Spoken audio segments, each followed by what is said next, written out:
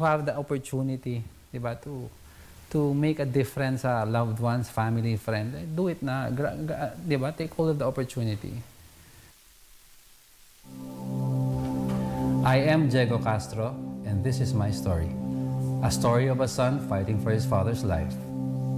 Kasi in those days, no, it was much more difficult to become an artista. But they said yung era ng 96 was special because when the directors were looking and producers were looking for new talents, they said this time walang audition, they were going on gut feel. So at this time I had problems with school and I decided to take a break from school and earn money para hindi ma-strain yung finances ng parents ko. My dad and I always had these arguments, napajoke ka. So syempre, majority ng papapicture mga bata, so syempre sa akin yan. So magjo-joke sila, sabi nila, Angelo, masikat ang anak mo, sikat naman, baduy naman. And never in even my dad's wildest dreams na maisip niya maging news anchor ako. My dad and I started to grow apart. I started to become arrogant a little kasi makatikim ka ng malaking pera, di ba? I don't need your rules. Sabi niya, I have my own money. Di ba? Kasi very strict siya. So, ang tendency ko is when I started to earn my own money, I wanted to prove to my dad, I didn't need your support. The only time I ever cried sa whole story was that about 30 seconds nalaman ko na he had cancer. The cry came from most dahil naisip ko na, wow, just when I was resolved to trying to fix things with my dad already at that time kasi, medyo yung galit ko sa kanya, konti na lang eh. Sabi ko, all of a sudden, you're telling me that I have 4 months to resolve things with my dad. We started to talk a lot.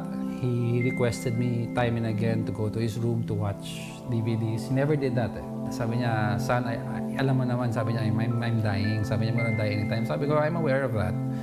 Sabi, and alam ko that sabi niya something like, we've had our history of not being close and fights. I don't look at it that way, Dad. Sabi, don't worry. Sabi niya, sorry, he apologized and said, I may not leave you with a lot of money, as you may expect, sabi niya, but I'm leaving you with a name that I took care of more for anything because it's for you. Yun ang nabigay sa akin. So I don't have the cash, but I have his good name to hold on, which I can use to,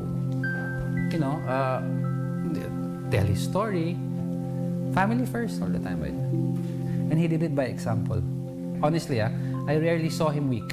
Maybe that's what he wanted to project. I rarely saw him cry in pain or nahihirapan o ubo ng ubo. Yung pala, what he do is, kung alam niya ubo siya at kaming dalawa sa house, kikwento ng driver, magtatago daw sa loob ng car, kakandado, tapos lalabas, tapos okay na siya lahat. Ayaw daw niya pakita sa anak niya.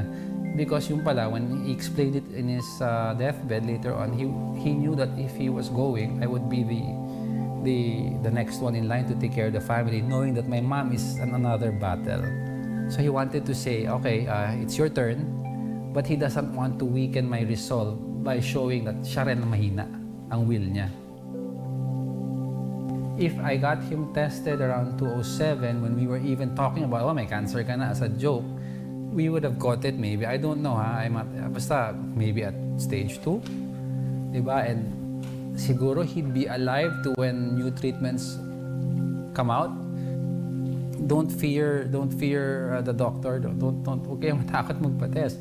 Ako, admittedly, most of us Filipinos also, just like me, we don't go to the doctor until it's malala. Diba? So, maghihintay tayo until you cannot breathe, until you lose weight. Are you going to wait until your hair starts to fall off? That's crazy, diba? So I was invited to a merienda. I think it was a merienda, and it was explained that if I could be part of that group na Hope from a Dinner Test Talk, take action as a lung cancer awareness advocate. All of a sudden, there is clarity na okay, this is what I should do, diba? Binigyan ka ng opportunity on a big platform to talk about something that killed your parents. And you could spread the message and help other people not to go through the bad things, but in other words, to go through the good things that you've experienced.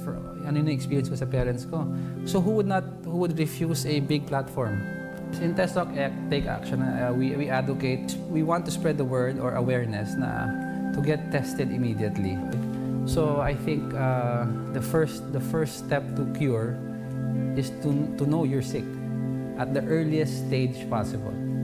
So that's what we want to raise awareness for. Na get tested as soon as you can and wag matakot. I support Hope From Within with their advocacy on lung cancer awareness. To follow the advocacy, make sure to like Hope From Within's Facebook page.